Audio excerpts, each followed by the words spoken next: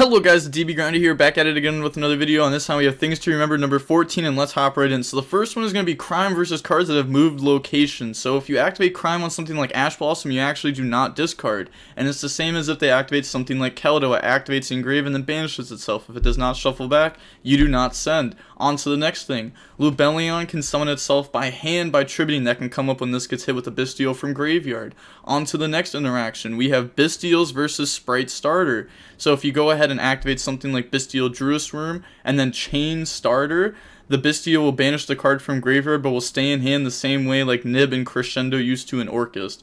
Next play, we have Zombie World versus Kikalos. Remember that Zombie World does not only affect your Floundery's opponent, it also will not allow you to make Kikalos by using stuff from the graveyard, as they're zombies, not aquas anymore. And then the next interaction is Kashtira Shangri-La versus Dark Ruler. So if you Dark Ruler Shangri-La, your zones are still locked.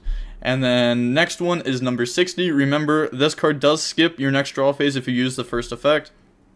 That comes up so much and people always forget that. Next one is Beyond the Pendulum actually needs effect monsters, so you actually cannot use Master Pendulum the Draco Slayer to make Beyond the Pendulum. And then we have Soul Sweeper. This card has two effects. First of all, it can detach to banish, but a cool interaction is if you take this monster and crash into an opponent's monster, you can shuffle back the banished monster that you just put back, so that way the opponent never gets it back. And then next one is Ignis Phoenix. If this card summons from deck, the monster is a tuner, so you cannot use two tuners to make a synchro. Remember that comes up a lot.